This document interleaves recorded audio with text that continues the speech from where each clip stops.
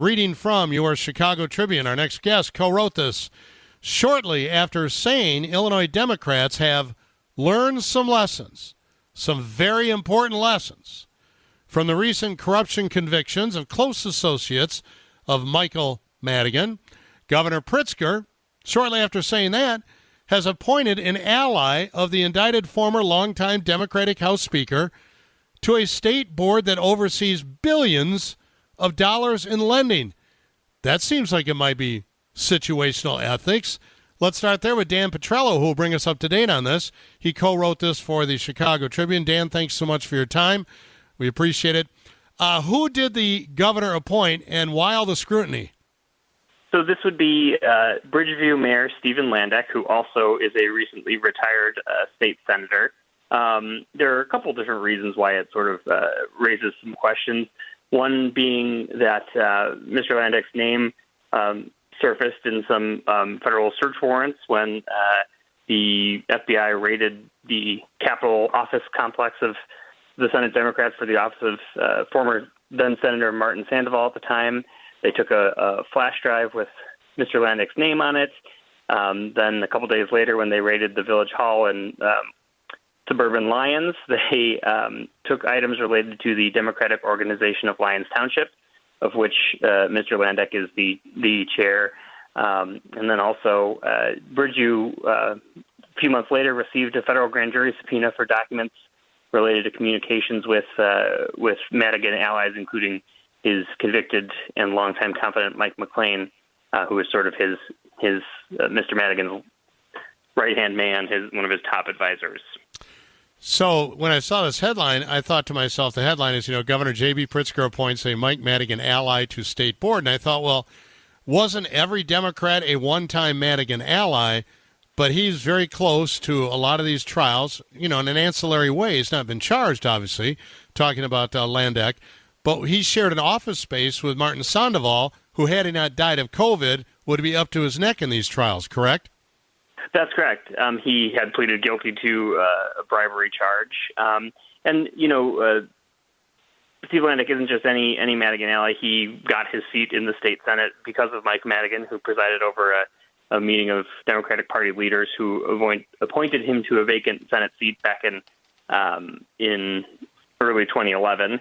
And he also is his village, the village of Bridgeview, bought insurance from Mesero, which is the company that the former speaker's son, Andrew Madigan, works for, and the feds have also shown some interest in, municipalities who bought their insurance from him. There's been some reference in some federal court documents and things of Madigan potentially trying to allegedly steer insurance business to his son.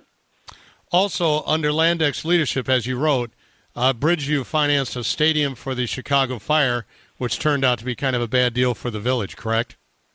Yeah, that's correct. It's it saddled the village with an awful lot of debt, sort of helped tank their bond rating, led to some property tax increases. We know, of course, the fire then ended up coming back to Soldier Field and leaving the Bridgeview Stadium sort of without an anchor tenant. Given the fact that this spot is on the Illinois Finance Authority, it also raises those questions about the financial acumen that he would bring to that position. Before we get to maybe Pritzker's motivations for this, tell us more about the flash drive that the feds grabbed with Landek's name written on it. That's right. When some of my colleagues talked to him back in 2019 when those documents first were released, he said it was likely, some vanilla stuff about office bills and rents and some legislation that he had sponsored for the Illinois Municipal League. At the time, 2019, he said he had not been interviewed by federal authorities. He has not really responded to our inquiries on this and other matters in a few years now. So we don't know if, in fact, as to today's date, if he's been interviewed by the feds or not. That's correct. I can't say that with any degree of certainty. So if he comes with a lot of baggage, politically and optically, not that he's been charged with anything at all, but what's Pritzker's motivations? Do we know? He didn't really give a very thorough explanation for that. My colleague Jeremy Gorner, who's our reporter down in Springfield, caught up with the governor in Decatur the other day to ask him about this, and he really just said, this is someone who has served a long time in public office. He's been scrutinized by his constituents, in multiple elections. I would say being elected to 2 different offices at the same time, and that. If just because somebody has been mentioned doesn't mean they did anything wrong, and he would reevaluate if that changed, essentially. Dan Petrella is here from the Tribune. Every time anybody says scrutiny, it reminds me of a famous clip from Richard M. Daley saying, "Scrutined, I get scrutined every day." It just makes me laugh. The word's very funny. Scrutiny, I get scrutined every day. And then his old man, of course, Richard J. Daley, famously, in another clip, was asked why he appointed or hired so many kids of Bridgeport buddies to work in the city government, or summer jobs or what have you. And he famously said, "Well, I know these are good kids. If I can't hire the good kids, what's wrong with the world today?" Some answer like that. And it sounds like Pritzker is almost using those same type of tactics to say, "Well, look, we don't know. He's not done anything wrong. He's not been convicted. He's not been charged. So why can't he sit on this board?" Yeah, I mean, and perhaps it's a fair question. It is an unpaid position. Just reimburses for expenses. It won't spike his public pension or anything like that.